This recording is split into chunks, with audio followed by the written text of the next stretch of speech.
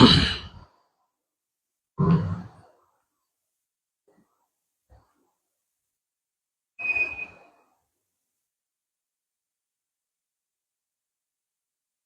الله الرحمن الرحيم.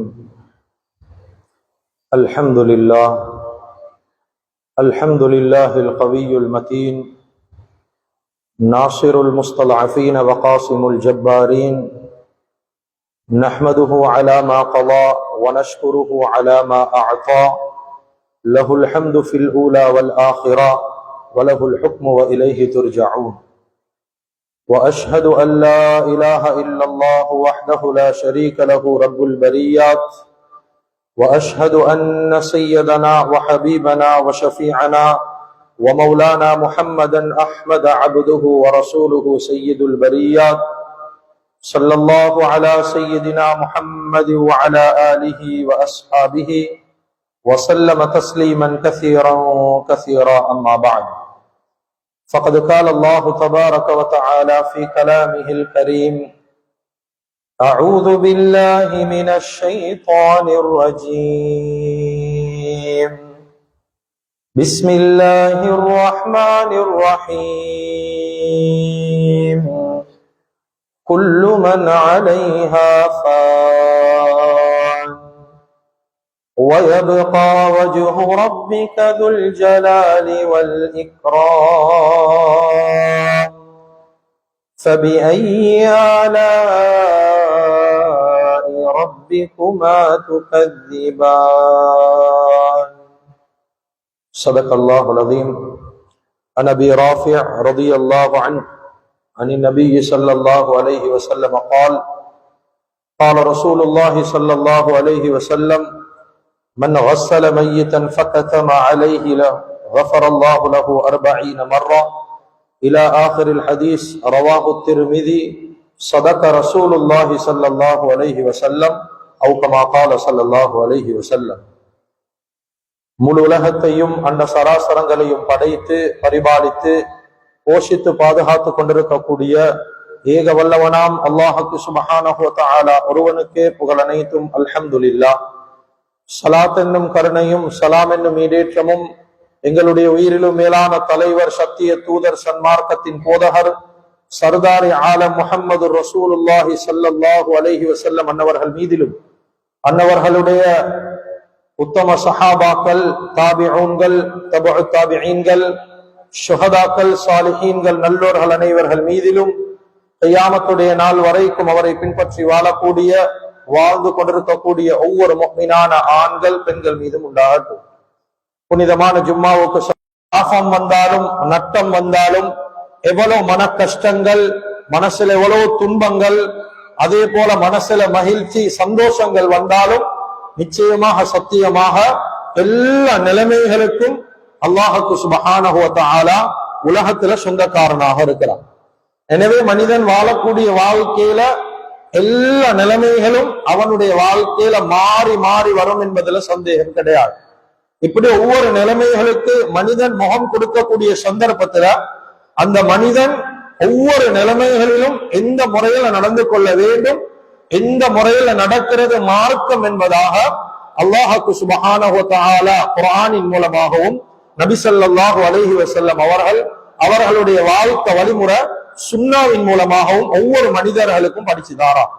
எனவே கண்ணியமிக்க அல்லாஹ்வின் நல்லடியார்களே, மனிதனுடைய வாழ்க்கையில் அல்லாஹுக்கு சுப்ஹானஹு வ தஆலா பல இன்றியமையாத நிலைமைகளை வாழ்க்கையில ஏற்படுத்தி வைத்திருந்தாலும் மனிதனுடைய வாழ்க்கையில தவிர்க்க முடியாத, மனிதன் விரும்பினாலும் சரி அவன் விரும்பாவிட்டாலும் சரி அவனுடைய வாழ்க்கையில நிச்சயமாக சத்தியமாக அவன் சந்திக்க வேண்டிய ஒரு நிலைமைதான் மவுத் என்று சொல்லக்கூடிய மரணம் என்ற நிலைமை. கண்ணியமிக்க அல்லாஹ்வின் நல்லடியார்களே, அருமையானவர்களே, இந்த மரணம் என்று சொல்லக்கூடிய நிலைமை, இந்த மவுத் என்று சொல்லக்கூடிய கட்டம், அது எங்கட குடும்பத்துக்கு மத்தியில, உறவுகளுக்கு மத்தியில, சமூகத்துக்கு மத்தியில, எங்களுக்கு தெரிஞ்ச நண்பர்களுக்கு மத்தியில, அறிமுகமானவர்களுக்கு மத்தியில இப்படி ஒரு மரணம் என்று சொல்லக்கூடிய ஒரு நிலைமை சம்பவித்தால் அந்த மவுத்துடைய ஜனாசாவுடைய கடமைகள் என்ன என்பதை இஸ்லாம் ரொம்ப தெளிவாக ஆணித்தனமாக ஒவ்வொரு விஷயங்களையும் இஸ்லாம் எங்களுக்கு படிச்சு தருவது. கண்ணியமிக்க அல்லாஹுவின் நல்லடியார்களே, அருமையானவர்களே, ஜனாசாவுடைய கடமைகள், மரணம் சம்பவிச்சா அதுக்குரிய கடமைப்பாடுகள் என்று சொல்லக்கூடிய சந்தர்ப்பத்துல ஷரீஅத்துல ஒரு கடமைகள் முன்னுக்காவினா சமூகத்துல கவலையான செய்திதான். அதை எடுத்து நடக்கிறதுக்கு எங்கட முஸ்லிம்களுக்கு சரியான கஷ்டம். உதாரணம், நாட்டுல ஒரு சட்டம் முன்னாவினால், நாட்டுடைய சட்டத்தை பேண வானம் என்பதாக பேசல்ல, நாட்டில் ஒரு சட்டம் போடப்பட்டால் ஒரு ஜனாதிபதியின் மூலமாக மேல் மட்டத்தில் ஈக்கக்கூடியவர்கள் மூலமாக ஒரு சட்டம் முன்னெடுக்கப்பட்டால் அதனால கண்ணும் கருத்துமாக பின்பற்றுவோம். காரணம், அது தண்டனைக்குரிய குற்றமாக மாறிடும். அப்படி இல்லை, நாங்க நீதிமன்றத்தில் போய் நிக்கணும், ஜனாதிபதியுடைய கட்டளை. இந்த பயம் ஒவ்வொருத்தருடைய உள்ளத்துல ஆணித்தனமாக ஈக்குது. அதனால நாட்டுடைய சட்டத்தை கண்ணும் கருத்துமாக கவனமாக எடுத்து நடக்கிறோம். கண்ணியமிக்க அல்லாஹுவின் நல்லடியார்களே, ஆனா யாரும் யோசிக்கிறல்ல, மார்க்கத்துல ஒவ்வொரு நிலைமைகளிலும் முழு உலகத்துடைய, இந்த நாட்டுடைய அல்ல, முழு உலகத்துடைய ஜனாதிபதி சட்ட திட்டங்களை போட்டு இருக்கிறார். எங்களுக்கு வழிகாட்டப்பட்டிருக்குது, அவனால் ஒரு மார்க்கம் எங்களுக்கு தரப்பட்டிருக்குது. அந்த சட்டத்தை எடுத்து நடக்கிற விஷயத்துல நானும் நீங்களும் விலகினம். அதை எடுத்து நடக்காட்டி அவனுடைய நீதிமன்றத்துல கியாமத்துடைய நாள் நான் நிக்க வேண்டுமே என்ற பயம் அதிகமான உள்ளங்களுக்கு கிடையாது. இதுதான் கசப்பான உண்மை. அதனால கண்ணியமிக்க அல்லாஹுவின் நல்லடியார்களே, அருமையானவர்களே, எப்படி நாட்டுடைய விஷயங்கள்ல, நாட்டுடைய சட்ட திட்டங்கள்ல நாங்க கண்ணும் கருத்துமாக ஈக்கிறோமோ, எங்கட வாழ்க்கையில ஏற்படக்கூடிய நிலைமைகள்ல அல்லாஹ் ஒரு கட்டளையை போட்டா என்னென்ன கடமைப்பாடுகள் எங்களுக்கு இருக்குது என்பதாக ஷரியத் மூலமாக வழிகாட்டப்பட்டா அதை ஒவ்வொருத்தரும் அல்லாஹுடைய பயத்தோட அச்சத்தோடு எடுத்து நடக்கிறதுக்கு ஒவ்வொரு முஸ்லிம்களும் முயற்சி செய்யும். ஜனாசாவுடைய கடமைன்னு சொல்லக்கூடிய நேரத்துல எங்களுக்கு ஆரம்பத்துல இருந்து ஒரு மனிதன் மௌத்தா வைத்து கபருக்குள்ளால போற வரைக்கும் ஒவ்வொரு விஷயங்களிலும் தெளிவாக வழிகாட்டப்பட்டு ஜனாசாவுடைய கடமைன்னு சொல்லக்கூடிய நேரத்துல எதுல இருந்து உலமாக்கள் ஆரம்பிக்கிறாங்கன்னா, ஒரு மனிதன் சக்கராத்துல ஈக்கக்கூடிய நேரமே அது ஆரம்பிக்கப்படும். சக்கராத்துல ஈக்கக்கூடிய ஒரு மனிதனோட இப்படி நடக்கணும். எங்களுக்கு தெரியும், சக்கராத் என்ற நிலைமைய மௌத்துக்கு முன்னால இருக்கக்கூடிய ஒரு நிலைமை.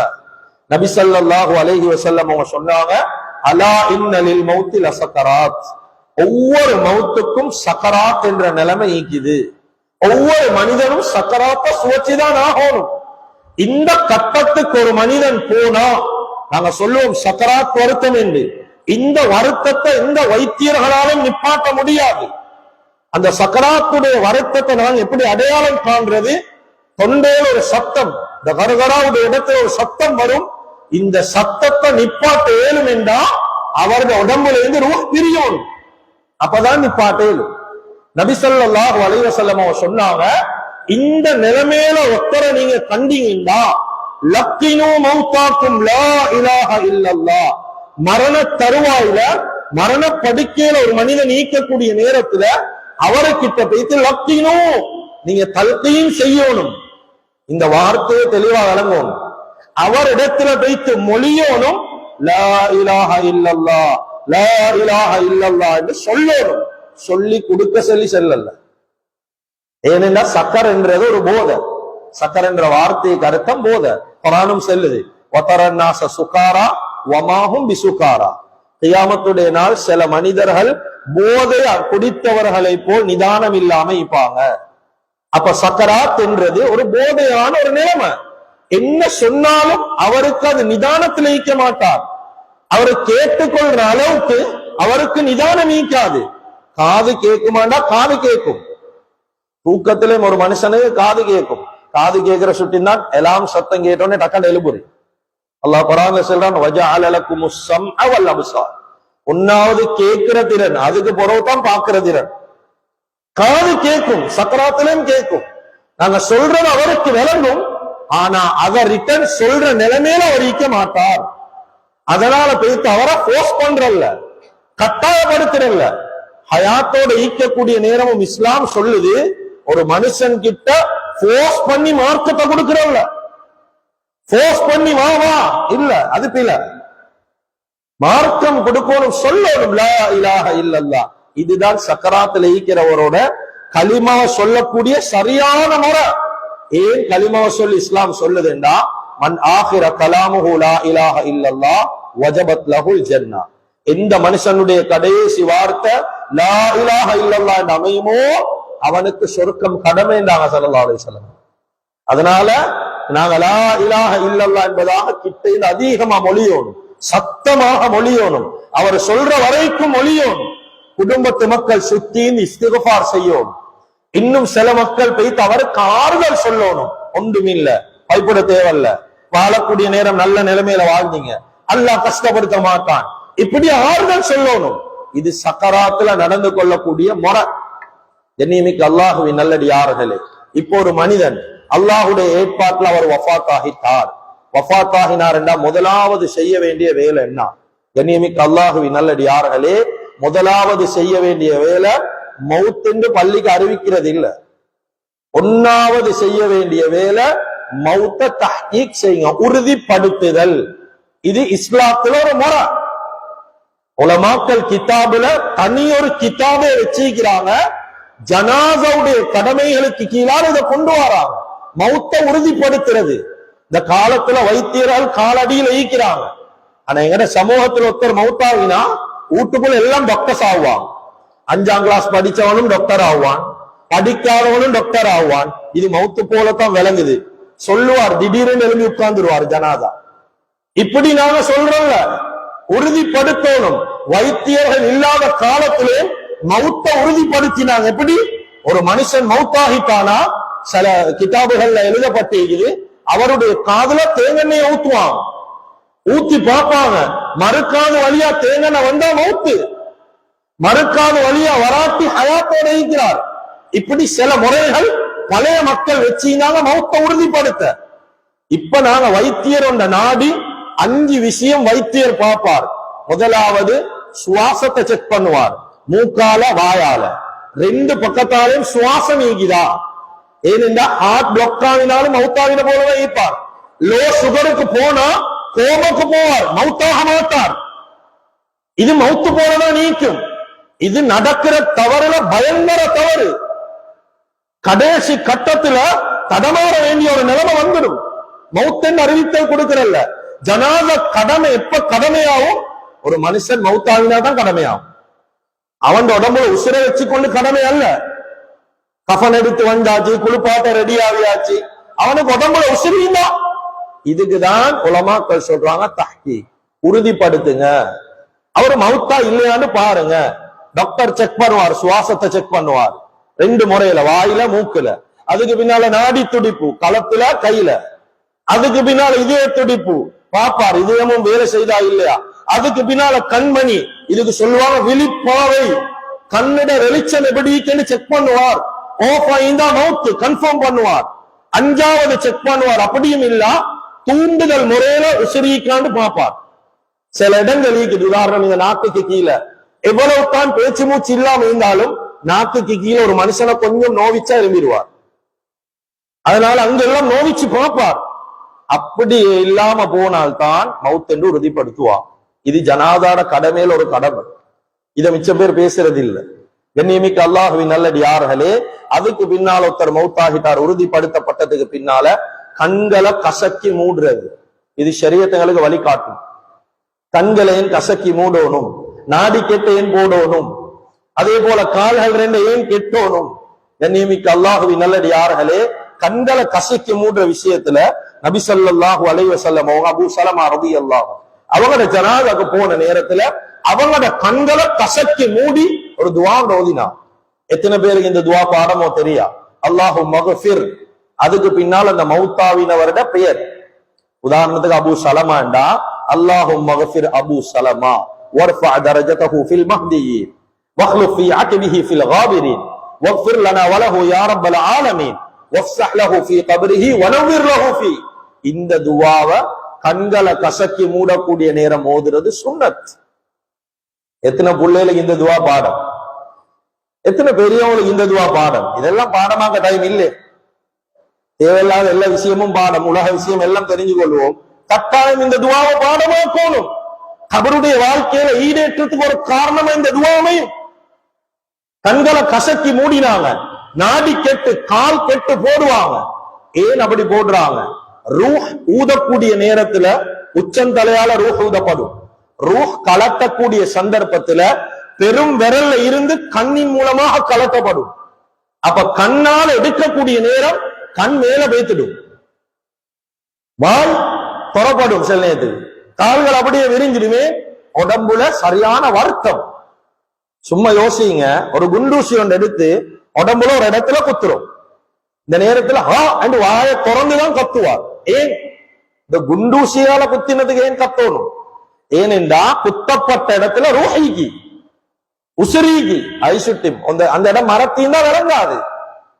குத்துறது அந்த இடத்துல ரூஹிக்கு உசுரிக்கு ஐசுட்டி. குண்டூசியால குத்தினாலும் அவர் கத்ததான் செய்வார். எப்படி? வாயை துறப்பார்.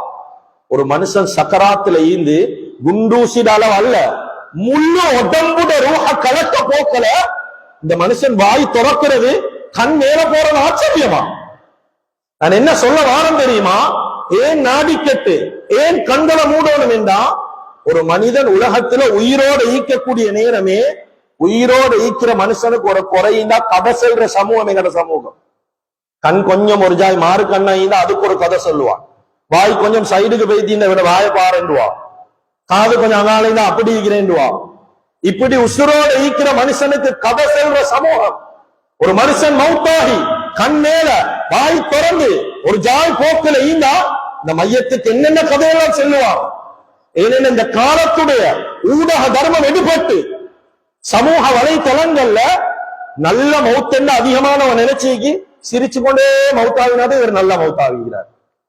சிரிச்சு கொண்டே மௌத்தாவணும். அவரு என்ன சக்கராத்துடைய நேரம் என்ன நிலைமையில அவர் மௌத்தாகிற அவருக்குதான் தெரியும். சிரிச்சு கொண்டு மௌத்தாவினா நல்ல மௌத். அப்படி இல்ல சுஜூதுல மௌத்தாகணும், ருக்குல மௌத்தாகணும், இப்படியா மௌத்துதான் நல்ல மௌத். இவங்க எல்லாம் இஸ்லாத்துடைய தாரீக் வரலாறுகளை படிச்சது இல்ல. உமர் இப்னு கத்தாப் ரலியல்லாஹு மௌத் எப்படி இருந்துச்சு? உஸ்மான் ரலியல்லாஹு மௌத் கபருள்ள திறக்கிற வரைக்கும் கல்லால் அடிக்கப்பட்டுச்சு. எந்த போக்கு எந்த ஜனாதக்கு பூவை வீசணுமோ அந்த ஜனாதக்கு கல்லால் அடிச்சு கபருக்குள்ள இறக்கினாங்க. அலி ரலியல்லாஹு அன்ஹுடைய ஜனாதா எப்படி? ஹுசைன் ரலியல்லாஹு அன்ஹுடைய களத்தை பிளேட்ல கொண்டு வந்தாங்க. இதெல்லாம் சரிலா ஜனாதான்னு சொல்லலுமா? இதுக்குதான் ஷரியத்தை படிக்கும். அப்ப கண் திறந்து வாய் திறந்து கண் மேல பெய்த்து கை காலையில அகல பெய்த்து இருந்தா வந்து இப்ப கதை சொல்லுவார். நல்ல அதாபோண்டு பட்டிப்பான் போல வாயெல்லாம் திறந்து. இது மனுஷன் நிலைமை அவன் விளங்கி கொள்ள மாட்டான். சில வாய்கள் விளங்கி கொள்ளாது. அதுக்கு தான் ஷரியத் சொல்லுது ஒழுங்கு முறை. இதெல்லாம் டக்குன்னு கண்ணை மூடுங்க, டக்குன்னு நாடி ஒண்ண கெட்டுங்க, டக்குன்னு இதாக்குங்க. ஏன்னா அந்த இடத்துல சூடு போனேன்னா ஒன்றும் செய்யலாம பைத்துடும். வாய் திறந்தே இருக்கும், ஒன்றும் செய்யலாம் பைத்துடும். அதுக்குதான் ஒழுங்கு முறைகள் காட்டி தரப்படுவது. அதுக்கு பின்னால செய்ய வேண்டிய ஒரு கட்டம். இங்க அதுக்கு என்ன பேர் சொல்றதோ தெரியா, எங்கட பகுதிகள் அதுக்கு சொல்றது அடிக்குழு பாற்றேன். அடிக்குழு பாற்றேன்னு சொல்லுவாங்க. அடிக்குழு பாற்றேன்னா சிலவன் நினைச்சு பண்ணி கபரை கொண்டு போய் குளிப்பாற்றேன். சிலம் அப்படி கேட்பான். அடிக்குழுப்பான கபரை கழுவுறையான்னு கேட்பாங்க, இல்லாட்டி தட்ட கழுவுறையான்னு கேட்கிறானோ. அவ்வளவுக்கு விளப்பம் எங்கட சமூகத்துல. அடிக்குழு பாற்றேன்டா ஒரு மனுஷன் உடம்புல இருந்து அவன் சூடு போனதுக்கு பின்னால சில நஜீஸ் வெளியாகும். அந்த நேரம் ஃபர்லான குளிப்புக்கு முன்னால ஒரு ஒஷொண்டு பண்ணி ஜனாதா வைக்கிறேன், அவ்வளவுதான். இந்த அலி குளிப்பாட்டக்கூடிய சந்தர்ப்பத்துல கண்ணியமிக்க அல்லாஹுவின் நல்லடியார்களே, அருமையானவர்களே, வெள்ள துணிகளால அதுக்குரிய துணிகளால மூடி அழகான முறையில வைப்பாங்க ஜனாதா. நான் சொன்னனே, இல்லாட்டி கதை செல்ல ஆரம்பிச்சிருவாங்க. மக்களோட வாய் சும்மைக்காது, மனசு சும்மைங்கிறல்ல, தேவையில்லாத எண்ணம் எல்லாம் போகும். ஒரு ஜனாதா வேறமாய் கண்டேண்டா வேற வேற எண்ணம் எல்லாம் வைத்திருவாங்க. அதுக்கு பின்னால சில மனிதர்கள் வந்து கேட்கிறது, ஜனாதா முத்தம் இடையிடுமா? கண்ணியமிக்க அல்லாஹுவின் நல்லடியார்களே, ஒரு ஆண் ஜனாதாவாயிண்டா ஆண்கள் தாராளமாக முத்தமிடலாம். உஸ்மான் இப்னு மல்ஊன் ரலியல்லாஹு மௌத்தாவின் நேரம் நபி ஸல்லல்லாஹு அலைஹி வஸல்லம் முத்தமிட்டான். நபி ஸல்லல்லாஹு அலைஹி வஸல்லம் வஃபாத்தாயினா அபூபக்கர் சித்திக் ரலியல்லாஹு முத்தமிட்டான். முத்தமிடலாம், ஒரு பிரச்சனை இல்ல. ஒரு பெண்ணாய்ந்தா பெண் முத்தமிடலாம். ஆனா மஹரம் இல்லாத ஆண்களோ மஹரம் இல்லாத பெண்களோ ஜனாதாவை பார்க்கிறதோ அப்படி இல்ல முத்தமிடுறதோ இது இஸ்லாத்துல அனுமதிக்கப்பட்டதல்ல. எவ்வளவு மஹப்பத்தாக உலகத்துல வாழ்ந்தாலும் பரவாயில்ல. எவ்வளவு பேர் அடுத்த கட்டம் ஜனாதாவை பார்வையிடுறதுக்கு வருவாங்க, உண்ட நல்ல தெளிவாக விளங்கி போகும்.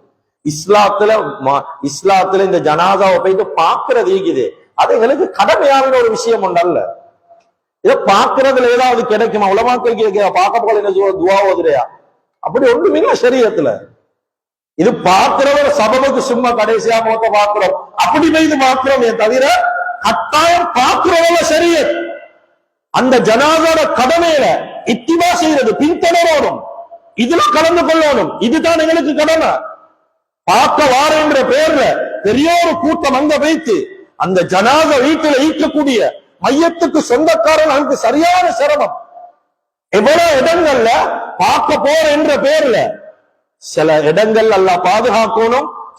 சொந்தூக்க மட்டும் வெளியே வைக்கலா இது ஜனாத ஊடாண்டு தெரியாத அளவு நடந்து கொள்றான். அங்க போய் என்னென்ன பேச்செல்லாம் பேசுறான். ஒரு ஜனாத ஈக்கிறத மறந்து நடந்து கொள்றாங்க. நபி ஸல்லல்லாஹு அலைஹி வஸல்லம் அவளை பத்தி எழுதுறாங்க, ஜனாதா வீட்டுல யார பார்த்தும் சிரிக்க மாட்டாங்க. ஹதீஸ். இந்த சுன்னத்துகளிட வாழ்க்கையில ஈக்குதான். ஜனாதா வீட்டுல ஜனாதா வைக்கப்பட்டிருக்குது. எவ்வளவு தூரத்திலிருந்து ஒரு மனிதன் வந்தாலும் அந்த மனிதனை பார்த்து சிரிக்க மாட்டார். சில இடங்கள்ல ஸல்லல்லாஹு அலைஹி வஸல்லம் சிரிச்சது இல்ல. இந்த ருயத்தில் ஜனாதா, இந்த ருயத்தில் கிரத். குரங்க பார்த்தா நபி அவன் சிரிக்கிறல்ல, ஜனாதாவை பார்த்தா சிரிக்கிறல்ல. இதுக்கெல்லாம் காரணம் எழுதியிருக்கேன். ஜனாதா எங்கட கடைசி முடிவை ஞாபகம் காட்டும். கிதாபுல சஹாபாக்கள் பதிவு செய்யறாங்க. சில சந்தர்ப்பத்துல நபி ஸல்லல்லாஹு அலைஹி வஸல்லம் அவளை பார்ப்போம், ஜனாசாவோட போயிட்டு தனியா பேசி கொண்டிருப்பான். எங்களுக்கும் இப்படி ஒரு நிலைமை இருக்குது, எங்களுக்கும் ஒரு முடிவு இருக்குது. எங்கடவன் என்றா வெளியே இருந்து கொண்டு அந்த கதை இந்த கதை, மச்சான கண்டா என்ன மச்சான் மிச்ச நாளைக்கு பின்னால, மைனியை கண்டா என்ன மைனி மிச்ச நாளைக்கு பின்னால, இப்படி பேசி தேவையில்லாத பேச்சு. இப்னு மஸ்ஊத் ரலியல்லாஹு அன்ஹு ஒரு சஹாபி வந்து கண்டு சிரிச்சார், ஒன்று பேசல, சும்மா சிரிச்சாரு. சொன்னாங்களா உகல்லிமுக அபதா, சொன்னாங்க இதுக்கு போறோம் வாழ்க்கையில நான் உன்னையோட பேசவே மாட்டேன். ஒரு ஜனாதாக்கு ஒரு மரியாதை இல்லையா, ஒரு மதிப்பு இல்லையா? ஒரு ஜனாதா வைக்கப்பட்டிருக்குது, சிரிச்சு கொண்டு பேசிக்கொண்டு கதைச்சு கொண்டு. இது முறை அல்ல கண்ணியமிக்கவர்கள், இது நடந்து கொள்ற முறை அல்ல. அந்த ஜனாதா வீட்டுக்கும் ஒரு மதிப்பு இல்ல, அந்த ஜனாதாவுக்கும் ஒரு மதிப்பு இல்ல. எங்களுக்கு ஒழுக்கம் சொல்லி தரப்பட்டிருக்குது, எப்படி நடந்து கொள்ளணும். ஒரு ஜனாதா வீட்டுல அவங்கள போயிட்டு கஷ்டப்படுத்துறல்ல, சிரமப்படுத்துறல்ல, ஏற்கனவே துன்பத்துல வைப்பாங்க. போனா எல்லாத்துக்கும் கோப்பி ஊத்துங்க, எல்லாத்துக்கும் டீ ஊத்துங்க. தூரத்துல இருந்து வந்திப்பா, நான் டீ கோப்பி ஒண்ணு குடிக்கிறல்ல, பிளேன் டீ ஒண்ணு தான் நல்ல. அவங்க அந்த மனுஷர் என்ன யோசனையில வைப்பாங்க, இவன் டீ கோப்பி குடிக்கிறதான் முக்கியம். வந்திருக்கிறது ஒரு ஜனாதால இறுதி சடங்குல கலந்து கொள்ள. அந்த முறைகள்ல தான் ஜனாதா வீடுகள்ல நடந்து கொள்ளணும். ஒழுக்கம். கண்ணியமிக்க அல்லாஹ்வின் நல்லடியார்களே, இந்த சடங்குகள் எல்லாம் முடிஞ்சிட்டா அடுத்த கட்டம் செய்ய வேண்டியதுதான் ஜனாதாவை குளிப்பாட்டக்கூடிய விஷயங்கள். கண்ணியமிக்க அல்லாஹ்வின் நல்லடியார்களே, என்னோட சமூகத்துல முக்கியமான ஒரு விஷயம், ஜனாதா ஒரு மரண வீடு ஏற்பட்ட அந்த இடத்துல ஒரு ஜனாதாவுடைய நிலைமை வந்துட்டேன்டா அந்த இடத்துல ஒப்பாரி வச்சு அழுவுறதை எல்லாரும் தவிர்த்துவோம். சிலவங்க கையில் அடிச்சு, காலில் அடிச்சு, மோத்துல அடிச்சு, இதுக்கு போற என்ன செய்வோம்? ஈமான் இல்லாத வார்த்தையெல்லாம் பேசி. உமர் இப்னு அப்துல் அசீஸ் ரஹிமஹுல்லாஹ் மௌத்தா போகக்கூடிய நேரம் 16 புள்ள, ஒன்றுமே சேர்த்தது இல்லை. உடுத்திக்கிற ஜுப்பாவை தவிர சொத்து செல்வம் ஒன்றும் இல்லை. கிதாபில் எழுதுறாங்க 8 பொற்காசோ 7 பொற்காசோ தான் கையில இருந்துச்சு. உமர் இப்னு அப்துல் அசீஸ் 2.5 வருஷம் ஆட்சி செஞ்சார். சின்ன ஆட்சி, கொஞ்ச நாளுடைய ஆட்சி. இந்த உமர் இப்னு அப்துல் அசீஸ் ரஹிமஹுல்லாஹ் அவங்ககிட்ட கேட்டா, 16 பிள்ளையில விட்டுட்டு போறீங்களே, சொத்து செல்வம் ஒன்றுமே இல்லை, இந்த 16 பிள்ளை மழையும் இல்ல, ஒன்றும் செய்யல, அல்லாஹ் கிட்ட பொறுப்பு கொடுத்து கவலையோடு இருந்தான். கண்ணீர் வடிக்க வேணும் என்று சொல்லல, கண்ணீர் வடிக்கலாம். நபி ஸல்லல்லாஹு அலைஹி வஸல்லமோட மகன் இப்ராஹிம் ரலியல்லாஹு அன்ஹு அவங்க மௌத்தா போய் கபருக்குள்ள வைக்க போல ஸல்லல்லாஹு அலைஹி வஸல்லம் அழுதாங்க. கேட்டா சஹாபாக்கள், யார் சொல்ல, நீங்க தானே சொன்னீங்க ஹயாத்து மௌத் அல்லாஹ்ட போறமே, நீங்களே அழுறீங்க. சொன்னாங்க, என் கண் அழுவுதுதான், கல்பு அல்லாஹ்வோட தான் நீக்கின்றா. அழுவுறது பிரச்சனை இல்ல, ஆனா ஒப்பாரி வைக்கிறது, ஈமான் இல்லாத வார்த்தை பேசுறது, அடிச்சு கொள்றது, இதுக்கு போற எனக்கு யாரு பொறுப்பு என்று சொல்றது. ஒத்தர் இல்லாட்டி அந்த இடத்துக்கு இன்னொத்தரை வச்சு அல்லாஹ் வேலை வாங்குவான். கண்ணியமிக்க அல்லாஹ்வின் நல்லடியார்களே, உமர் இப்னு அப்துல் அசீஸ் ரஹிமஹுல்லாஹ் கேட்கப்பட்ட நேரம் 16 புள்ள, ஒரே வார்த்தை சொன்னாங்க, வஹுவ யதவல்ல ஸாலிஹீன். அவங்க சாலிஹானவர்களா உலகத்துல வாழ்ந்த அல்லாஹ் பொறுப்பு, நான் பொறுப்பெடுக்க தேவையில்லை. சாலிஹீன்களுக்கு அல்லாஹ் பொறுப்புன்னு அல்லாஹ் சொல்றான் குர்ஆன்ல. அவங்கள பொறுப்பெடுக்கணும் யாரு? நான் பொறுப்பெடுக்க தேவையில்லை, அல்லாஹ் பொறுப்பெடுப்பான், அவ்வளவுதான். கெட்டவர்களா இருந்தா அவங்களோட விஷயத்தை பத்தி நான் கவலைப்படவே தேவையில்லை. கண்ணியமிக்க அல்லாஹ்வின் நல்லடியார்களே, அடுத்த கடமை தான் அந்த ஜனாதாவை குளிப்பாட்டுற விஷயம். குளிப்பாட்டுதல் என்று சொல்லக்கூடிய சந்தர்ப்பத்துல இது முக்கியமான கடமைகள் ஒரு கடமை. இதுக்கு தகுதியானவங்க யாரெண்டா அகாரிபுகள் தான் தகுதியானவங்க. இந்த நன்மை எடுத்துக்கொள்ளணும் சொந்த பந்தங்கள் நெருங்கினவங்க. ஆனா இந்த காலத்துல இந்த நன்மை வெளியில ஈக்கக்கூடிய புறத்தி மனுஷன் 3வது மனிதர்கள் வந்து எடுத்துட்டு போறான். அவங்களுக்கு அந்த நன்மை பூர்த்தியாக கிடைக்கும், அதுல சந்தேகம் இல்லை. ஆனா தகுதியானவங்க யார்? உறவுகள். ஏன் உறவுகள் தகுதி? காரணம் எழுதுறாங்க உலமாக்கள், உறவுகள் தான் அவன் ஜனாசாவுடைய குறை நிறைகளை வெளியில சொல்ல மாட்டாங்க. ஒரு நோய் துன்பத்துல ஈந்திப்பாரு, உடம்புள்ளம் புண்ணா ஈந்திக்கும். சில சந்தர்ப்பத்துல ஜனாசா குளிப்பாட்டக்கூடிய நேரம் 3வது மனுஷன் உசுரோட ஈக்க போகல உடம்புல இருக்கிற ஒரு புண்ணை 3வது மனுஷனை காட்ட விரும்ப மாட்டாரு. மௌத்தாவின போற ஏன் இந்த அநியாயம் செய்யணும்? ஏன்னா அந்த மனுஷன் உடம்புல உசுர் இல்லைன்றதுக்காக வேண்டி அவரோட குறைய 3வது மனுஷனை வச்சு குளிப்பாட்டி காட்டுறல்ல. எங்கடவங்களோட படிக்கணும். இத அல்லாஹ்வுடைய கிருபையால் அல்ஹம்துலில்லாஹ் இந்த மிம்பர் ஏறுறதுக்கு முன்னால காதுல வந்த சந்தோஷமான செய்தி, அந்த விஷயத்துல இந்த ஊர் மக்கள் அல்ஹம்துலில்லாஹ் அல்லாஹ் பரக்கத்தாக்கி வைக்கணும் இந்த மதவாக்குளம் ஊர் மக்களுடைய வாழ்க்கை. நிறைய பேர் இந்த கடமைகளுக்கு முன்னுக்கு ஆகுறாங்க. நேற்று கூட நிகழ்ச்சிகள் செய்யப்பட்டதாக எங்களுடைய காதுகளுக்கு செய்தி வந்து சந்தோஷம். இத வாழ்க்கையில படிக்கணும், இந்த கடமைகளை தான் படிக்கும். ஒரு தந்தை ஆய்ந்தா சொந்த மகன் குளிப்பாட்ட தெரியும், தாய் ஆய்ந்தா சொந்த மகளுக்கு குளிப்பாட்ட தெரியும். கண்ணியமிக்க அல்லாஹ்வின் நல்லடியார்களே, ஆனா 3வது மனிதர்கள் வாரான். இது 1வது காரணம், கொரோனரே வெளியில சொல்ல மாட்டாங்க. 2வது அந்த ஜனாசாவை மென்மையா ஹேண்டில் பண்ணும். உலமாக்கள் எழுதுறாங்க, ஒரு ஜனாசாக்கு மேல தெளிவா இந்த வார்த்தையை கேள்வி, ஒரு ஜனாசாவுக்கு மேலால் ஒரு கொசி ஒரு ஈ வந்து நின்றாலும் அந்த ஜனாசாவுக்கு மேலால மலையொண்ட வச்சதை போல அந்த ஜனாசாவை பாரமாயிக்கும். சரியான பாரம். அதுக்கு என்ன செய்யணும்? ஜனாசாவை மென்மையா ஹேண்டில் பண்ணும். ஒரு பூ ஒன்றை எப்படி குளிப்பாட்டுவோம் கண்ட மாதிரி, இந்த பைக்க வாஷ் பண்ற மாதிரி அங்கல திருப்பி இங்கல திருப்பி பெரட்டி உருட்டி ஆட்ச கழட்டி இப்படி அல்ல, கண்ணியமான முறையில கவனமா குளிப்பாட்டும். ஏன்? வேதனையால ஈக்கக்கூடிய ஒரு உடம்பு. அப்பதான் சக்கராத்துடைய நிலைமையை கடந்து ரூஹ் வைத்தீக்குது. உடம்பு புண்ண ஈக்கும். மொல்ல ஹேண்டில் பண்ணணும் அவங்கள. இது சொந்த பந்தத்துக்கு தான் தெரியும் அவர் என்ன நிலைமையில வாழ்ந்தாரு, எவ்வளவு நோயாளி ஆயிருந்தாரு, எவ்வளவு காலம் நோயாளி ஆயிருந்தாரு, எல்லாம் யாருக்கு தெரியும்? 3வது மனுஷனுக்கு தெரியாது.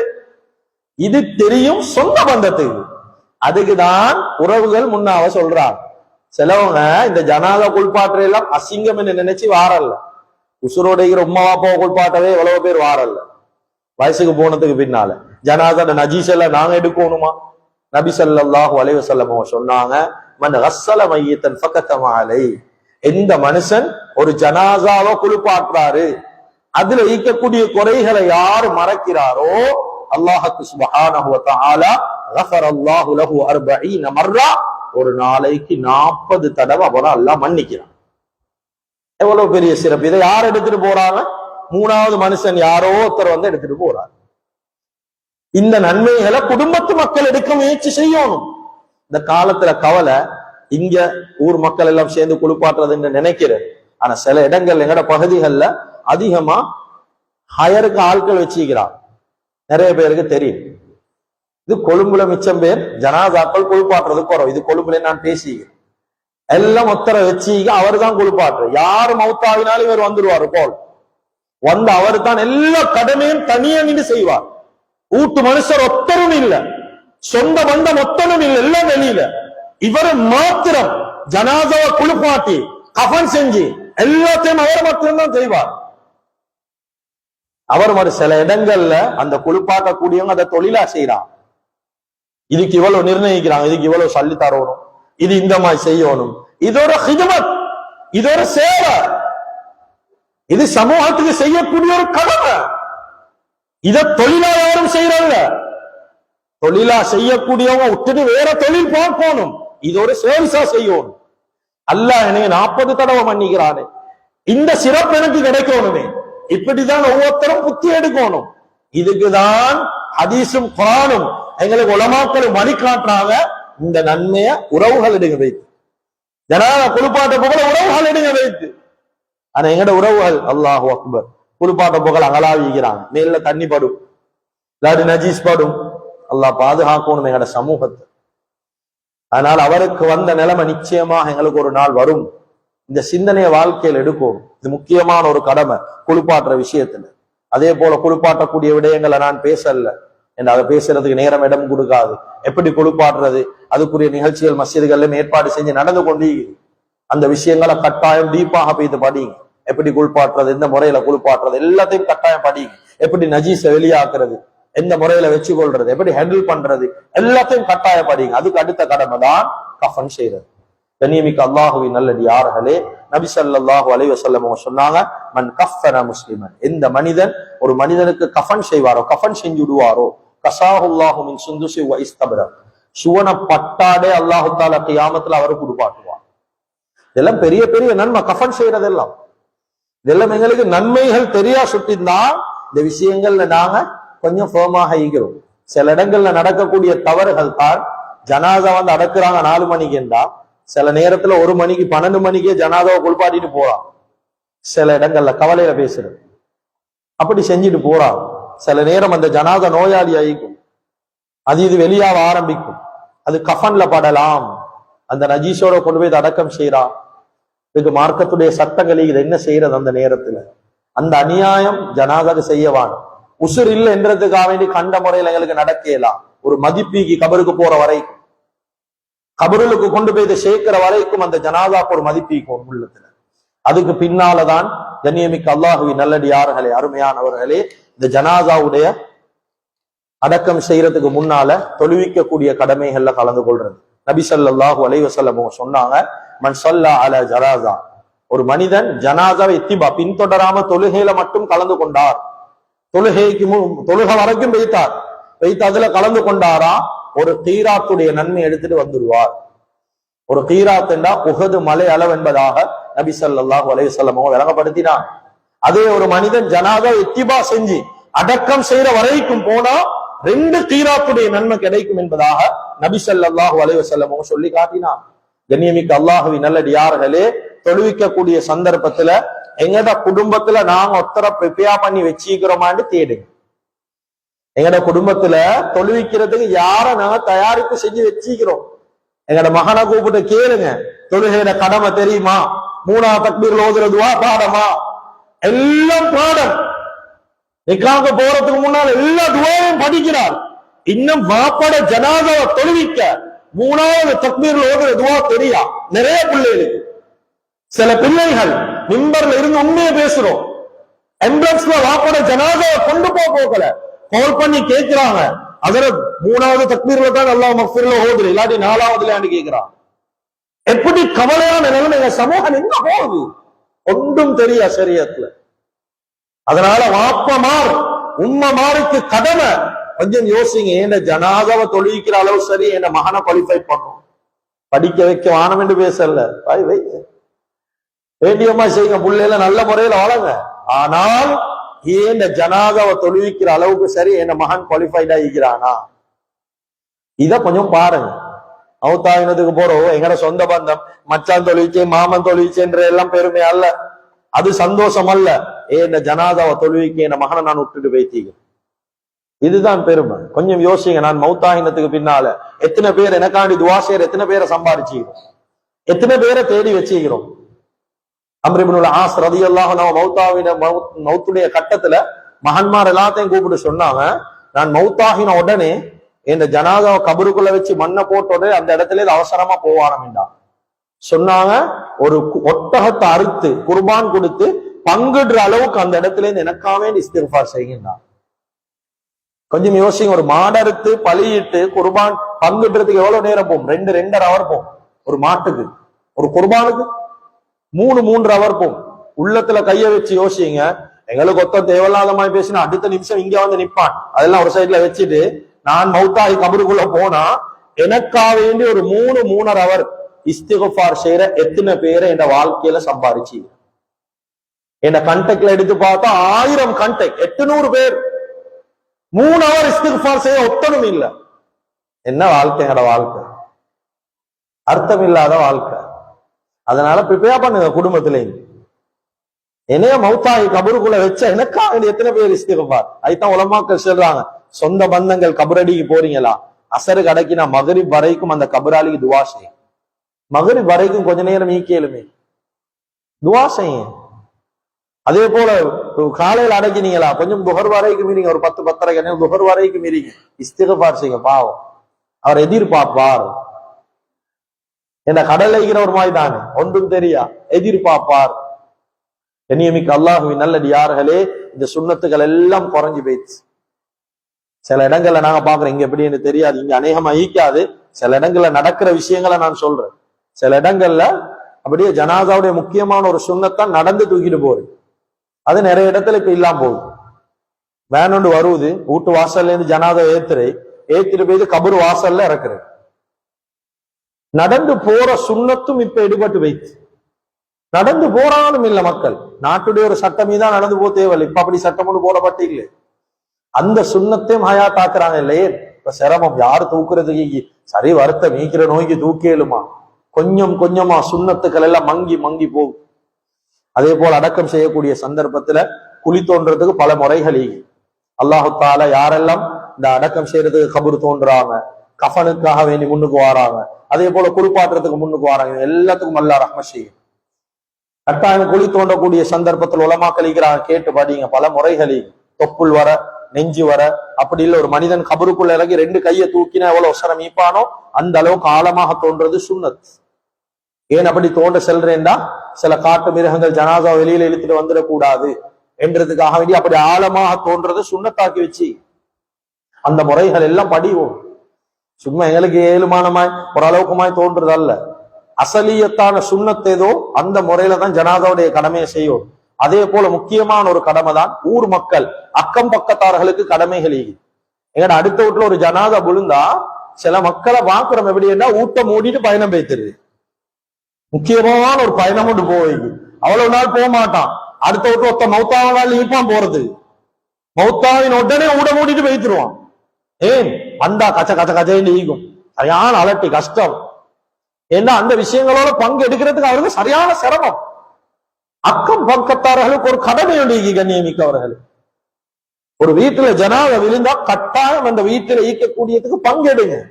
சிலவங்க எப்படி பங்கெடுக்கிறேன்டா, அடுத்த வீட்டுல ஜனாதா ஊட மூடிட்டு ஈக்கிறேன், கடைசி கட்டம் மைய வாடிக்கு போயிட்டு இந்த ரெஜிஸ்டரேஷன் சலாம் கொடுக்குற மாதிரி ஒரு சலாம் உண்டு, எல்லாம் போலில் நின்று சலாம் கொடுத்து வாரு. இந்த சலாத்தை கொடுத்துட்டு வீட்டுக்கு வந்தாச்சு. நான் ஜனாதாக்கு வந்தேன் என்று ஒரு முத்திரை அடிச்சாச்சு, வந்தாச்சு. கடமை அது இல்ல, ஜனாதாவை போய் கை குளிக்கிட்டு வரல, கடமை வீட்டுக்கு போகணும். அந்த வீடு ஜனாதார கடமையை செய்யறதுக்கு அவளுக்கு தாக்கத்தீக்கா, சக்திக்கா, வசதி வாய்ப்பீக்கா செக் பண்ணணும். வைத்து ஏழும் என்றா கஃன் எடுத்துக்கூடிய விஷயத்துல பங்கெடுங்க. குளிப்பாட்டுறதுக்கு ஒரு 3-4 பேர் இவங்களோட தான் அந்த ஊர்ல ஈப்பாங்க, அவங்களோட 2-3 பேர் சேருங்க. குடும்பத்துல சேருங்க, அக்கம் பக்கத்துல சேருங்க. குடும்பத்துல ஆண்கள் இல்லாட்டி ஆண் ஜனாதாக்கு பக்கத்து வீட்டு ஆண்கள் சேருங்க. வீட்டு இந்த கடமைகள்ல பங்கெடுக்கணும். அவர் அடக்கி முடிய காட்டும் எங்கட முழுமையான பொறுப்பு. அதே போல நபி ஸல்லல்லாஹு அலைஹி வஸல்லம் காட்டி தந்த ஒரு முறைதான், மௌத்தா போன வீட்டுல ஆக்க மாட்டாங்க பொதுவாக. அதுக்கு பல காரணங்கள் உலமாக்கள் சொல்லிக்கிறாங்க, அது செல்ல நேரம் போதா. அதுக்கு முறைகள் இருக்குது. அக்கம் பக்கத்தார்கள் அவனோட சாப்பாட்டு விஷயத்த பொறுப்பெடுங்க. சில நேரத்துல இருந்து தூரத்துல இருந்து உறவுகள் வருவாங்க, அவங்களுக்கு சாப்பாடு விஷயத்துல நான் சாப்பாட பொறுப்பெடுக்கிறேன், நான் கஃனுடைய விஷயத்த பொறுப்பெடுக்கிறேன், நான் குழி தோன்றதுக்கு 3 பேரோட நானும் 4வது ஆளா போறேன். எனக்கு சல்லியால செய்யறவா பிசிக்கலால ஏன் உடம்பால என்ன செய்ய இயலுமோ இத ஜனாசாக்கு கட்டாயம் செய்யணும். சும்மா ஈக்கிறது இல்ல, இதெல்லாம் எங்கட பொறுப்புல உண்டு. கண்ணியமிக்கவர்கள், இதெல்லாம் நாங்க வாழ்க்கையில செய்யறதே இல்லை. சும்மா வெறுமனே அங்க போயிட்டு சலாத்தை கொடுத்துட்டு வாரது மட்டும்தான் எங்கட பொறுப்பு என்பதை யோசிக்கிறோம். இல்லாட்டி ஒரு பெண் ஜனாதா விழுந்துட்டா சில பொம்பளை போறேன்னு இல்ல, ஜனாதா வீட்டுக்கு போறேன்னு இல்ல, மௌத்தாவி எல்லாம் முடிஞ்சதுக்கு போற சலாம் மட்டும் கொடுக்கறதுக்கு போற. என்னத்துக்கு அப்படி சலாம் கொடுக்க வேண்டிய தேவை இல்லை. அந்த ஜனாதாரத்தான் பங்கெடுக்கணும், இத்திபா செய்யணும், கடைசி மட்டும் போகணும், கபரிஸ்தானுக்கு போகணும், அவருடைய தஃபன் அடக்கத்துல கலந்து கொள்ளணும், அவருக்கான இஸ்திக்பார் செய்யணும். இதெல்லாம் ஊர் மக்கள் அக்கம் பக்கத்தார்களுடைய கடமை. ஆனா எவ்வளவு இடங்கள்ல மௌத்தாகினா கஷ்டப்படுறாங்க. எப்படி இந்த அடக்கி முடிக்கிறேன், சரியான செலவு, கஷ்டப்படுறோம். சில இடங்கள்ல கபர் தோன்றதுக்கு சல்லி, குளிப்பாட்ட சல்லி, கபர் தோன்றவருக்கும் சல்லி. என்னுடைய காதுக்கு படுறதுக்கு ஒரு விஷயம், கபரு தோண்டினது பின்னால அந்த மௌத்தாவின் அந்த மையத்துடைய உரிமையாளர்கிட்ட வந்து கபரு தோண்டினொருத்தர் கேட்கிறாரு, அது சந்தோஷமா எவ்வளவு சரி கொடுத்துட்டு போகலாம், அது சந்தோஷமா கொடுக்கிற நேரமா? அவனே மௌத்தாவி ஜனாதா உள்ளுக்கு வச்சு கபரிஸ்தான்ல இருந்து வெளியில வாரான். இவனுக்கு என்ன சந்தோஷம் நீக்கும் உள்ளத்துல? சந்தோஷமா எவ்வளவு சரி தந்துட்டு போங்க. இதெல்லாம் சர்வீஸ் என்றதை படிச்சு கொடுப்போம். இதெல்லாம் ஹிதுமத். இது கொண்டும் எதிர்பார்க்கிறல்ல. உலகத்துல எதிர்பார்க்கிறையா? எதிர்பார்த்து சல்லி எடுத்துருங்க, கியாமத்துல ஒன்றும் கிடைக்காது. உலகத்துல எல்லாம் கிடைக்கும், தேவையான எல்லாம் கிடைக்கும், கியாமத்துல ஒன்றும் இல்லை. அதுக்கு அடுத்தது மௌத்தாவினோட நலவுகளை பேசுறது எங்களுக்கு முக்கியமான ஒரு கடமை. நலவு மட்டும் பேசுறது, தேவையில்லாத ஒன்றும் பேசுறல்ல. அந்த இடத்துல போய் அவரை பத்தி ஹதீஸ்ல வருவது, புகாரியுடைய ஹதீஸ், யார் அவரை பத்தி 4 பேர் ஷஹீதலஹு அர்பஅத்துன் பிஹைர், யார் 4 பேர் அவரை பத்தி நலவு பேசினா மௌத்தாவினை பத்தி, அதுஹலஹுல் ஜன்னா, அவர் சொர்க்கம் போவார் என்றாங்க ஸல்லல்லாஹு அலைஹி வஸல்லம். 4 பேர் என்னும் வருவது, 4 பேர் என்று நிறைய ஹதீஸ் வருவது, 40 பேர் என்று இன்னும் ஒரு ரிவாயத் வருவது.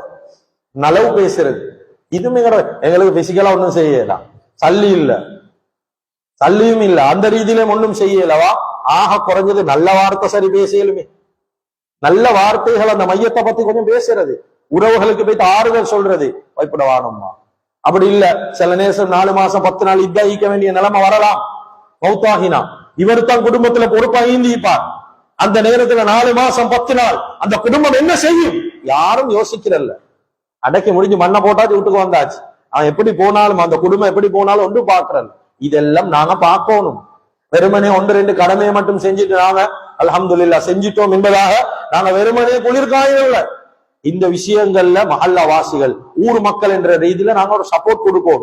ஒரு 2 பேர் செய்யறாங்க தானே, நாங்க என்னத்துக்கு போயிட்டு தலை போடுவோம்? இப்படி என்று இருக்கிறல்ல. ஒரு 2 பேர் வளமையாக செய்யறாங்களா, அவங்களோட அமலுடைய விஷயத்துல முன்னுங்க, கொஞ்சம் சப்போர்ட் ஒன்று கொடுங்க. போறது வாரது இதெல்லாம் செய்யறது. கண்ணியமிக்க அல்லாஹுவின் நல்லடியார்களே, அருமையானவர்களே, இதே போல கடைசியாக ஜனாசாவுடைய விஷயத்துல எல்லா விஷயத்தையும் செஞ்சுட்டு வந்துட்டீங்களா? இப்ப கபரு மையவாடிக்கு போனீங்களா? மையவாடியில ஒழுக்கங்களை வேண்டது. அதிகமானவங்களுக்கு மையவாடியுடைய ஒழுக்கம் என்ன என்று தெரியும். அண்மையில ஒரு ஜனாதால கலந்து கொள்ளக்கூடிய ஒரு சந்தர்ப்பம் கிடைச்சிச்சு. உள்ளத்தால் அல்ல மன்னிக்கோனும், அங்க ஈக்கக்கூடிய நிறைய பேருக்கு ஒரு சாட்டை ஒன்று எடுத்து வெளுப்பமா என்ற ஒரு நினைவு உள்ளத்துல வந்துச்சு. அந்த அளவுக்கு மையவாடியுடைய ஒழுக்கம் இல்லாம வைத்து உள்ளுக்கு போகக்கூடிய நேரம் சந்தோஷமா போறல்ல, அஸ்ஸலாமு அலைக்கும் அஹ்லத் தியார், கபரு வாசிகளுக்கு ஒரு சலாம், நீங்க முந்திட்டீங்க, நாங்க பின்னுக்கால வரப்போறோம், ஒரு மௌத்துடைய ஒரு சிந்தனையோட போவோம். அங்க போய்த்து ஹஸரத் பயான் பண்ணுவார், துஆ ஓதுவார். இங்க வேற வியாபாரத்தை பத்தி பேசிக் கொண்டிருப்பார், சிலவன் திண்டு கொண்டிருப்பான். மைய வாடியுள்ளது திண்ட வானம், தின்னக்கூடாது என்ற ஒரு பகுத்தறிவும் இல்லை. நிறைய பேர் தேவையில்லாத பேச்சு. மைய வாடி என்றது எங்கட மௌத்த ஞாபகம் காட்டக்கூடிய ஒரு இடம். அதே கபரிஸ்தானுக்கு தான் நாங்களும் போவோம் என்ற ஒரு சிந்தனை வரணும். அந்த சிந்தனை வரலையா எங்கட ஈமானியத்தை இன்னும் சரி செய்யும். இதெல்லாம் நிறைய இடத்துல பலகீனமா நடந்து கொண்டீ.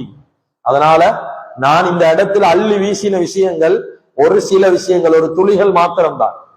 ஜனாசாவுடைய கடமை என்று சொல்லக்கூடிய சந்தர்ப்பத்துல கண்ணியமிக்க அல்லாஹுவின் நல்லடியார்களே, தக்ரீராத்து சதீதா என்ற கிதாப்ல ரொம்ப தெளிவாக இந்த ஜனாசாவுடைய முழு அஹ்காம்கள், முழு சட்ட திட்டங்களை மூலமாக பதிவு செஞ்சுக்கிறான். அதனால ஜனாசாவுடைய கடமை அது உம்மத்தில் இருக்கக்கூடிய ஒவ்வொரு மனிதர்களுக்கும் இன்றியமையாத ஒரு நிலைமை தான் இந்த மௌத் என்று சொல்லக்கூடிய நிலைமை. ஒவ்வொரு நிலைமைகளிலும் அல்லாஹ் ரசூலுடைய உதவி தேவைன்னா அல்லாஹ் ரசூல் காட்டின வழியின் பிரகாரம் அந்த நிலைமைகள்ல நாங்க பங்கெடுக்குவோம். அப்படி இல்லைன்னா நிச்சயமாக உலகத்திலும் எங்களுக்கு எந்த ஃபாய்தாவும் நீக்காது, ஆகிரத்திலும் எந்த ஃபாய்தாவும் நீக்காது. எனவே எந்தெந்த விஷயங்களை பேசினோமோ கேட்டோமோ இஹ்லாஸோட இஸ்திக்லாஸோட மௌத் வரைக்கும் அமல் செய்யக்கூடிய பாக்கியத்தை அல்லாஹ் தஆலா நம் அனைவர்களுக்கும் வழங்குவானாக. யாழ் எங்களோட பாவங்களை மன்னிப்பாயாக, எங்களை பெற்று வளர்த்து ஆளாக்கி எங்களுடைய அன்பு தாய் தந்தையுடைய பாவங்களை மன்னிப்பாயாக, எங்களுடைய இறுதி முடிவை நல்லதாக்கி வச்சிருவாயாக. லா இலாஹ இல்லல்லாஹ் முஹம்மது ரசூலுல்லாஹ் என்ற கலிமாவோடு எங்களுடைய ரூஹ்களை கைப்பற்றுவாயாக. வ ஆகிரு தஅவானா அனில் ஹம்துலில்லாஹி ரப்பில் ஆலமீன். அல்ஹம்துலில்லாஹ் الحمد لله الذي لم يزل ولا يزال حيا قيوما عالما قديرا مدبرا سميعا بصيرا، واشهد ان لا اله الا الله وحده لا شريك له، واشهد ان سيدنا وحبيبنا وشفيعنا ومولانا محمدا احمد عبده ورسوله صلى الله على سيدنا محمد وعلى اله واصحابه وسلم تسليما كثيرا وكثيرا. اما بعد، فيا عباد الله اوصيكم واياي بنفسي اولا بتقوى الله. فيا ايها الناس ان لكم معالم فانتهوا الى معالمكم، وان لكم نهايه فانتهوا الى نهايتكم. فان العبد المؤمن بين مخافتين، بين اجل قد مضى لا يدري ما الله قاضي به، فليتزود العبد من نفسه لنفسه، ومن حياته لموته، ومن شبابه لكبره، ومن دنيا للاخره، فان الدنيا خلقت لكم وانكم خلقتم للاخره. ووالذي نفسي بيده ما بعد الموت من مستعتب ولا بعد الدنيا دار الى الجنه والنار. اعوذ بالله من الشيطان الرجيم. بسم الله الرحمن الرحيم. واذا سالك عبادي عني فاني قريب اجيب دعوه الداعي اذا دعاني فليستجيبوا لي وليؤمنوا بي لعلهم يرشدون. صدق الله العظيم. بارك الله لنا ولكم في القرآن العظيم، ونفعنا وإياكم بالآيات والذكر الحكيم. أقول قولي هذا ولكم ولسائر المسلمين من كل ذنب فاستغفر إنه هو الغفور الرحيم.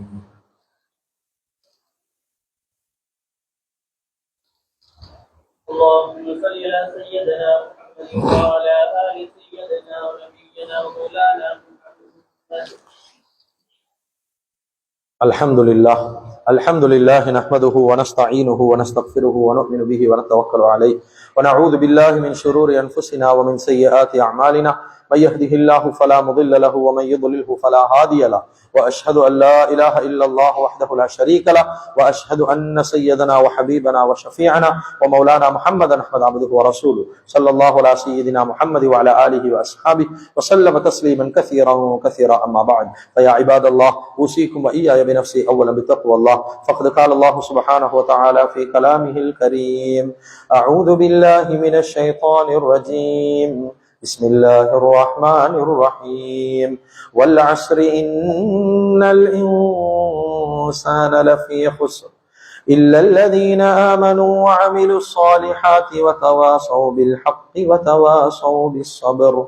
صدق الله العظيم. فإن أصدق الحديث كتاب الله، وأوفق الورى كلمة التقوى، وخير الملل ملة إبراهيم، وخير السنن سنة محمد صلى الله عليه وسلم. وقال النبي صلى الله عليه وسلم: أرحم أمتي بأمتي أبو بكر الصديق رضي الله عنه، وأشدهم في أمر الله عمر بن الخطاب رضي الله عنه، وأحياهم عثمان بن غفان رضي الله عنه، وأقضاهم علي بن أبي طالب رضي الله عنه، وسيد أشباب أهل الجنة الحسن والحسين، وسيدة نساء الجنة فاطمة، وسيد الشهداء حمزة رضوان الله تعالى عليهم أجمعين. اللهم اغفر للعباس وولده مغفرة ظاهرة وباطنة لا تغادر ذنبا. الله والله في أصحابي لا تتخذوهم غرضا من بعد غرضا. من أحبهم فبحبي أحبهم، ومن أبغضهم فببغضي أبغضهم. وخير القرون قرني ثم الذين يلونهم ثم الذين يلونهم. والسلطان ظل الله في الأرض من أكرمه أكرمه الله، ومن أهانه أهانه الله. اللهم اغفر للمؤمنين والمؤمنات والمسلمين والمسلمات والأحياء منهم والأموات إنك كريم سميع مجيب الدعوات. اللهم أعز الإسلام والمسلمين وأذل الشرك والكفر والمشركين، ودمر أعداءك وأعداء الدين، وانصرنا على القوم الكافرين. ربنا اغفر لنا ولإخواننا الذين سبقونا بالإيمان،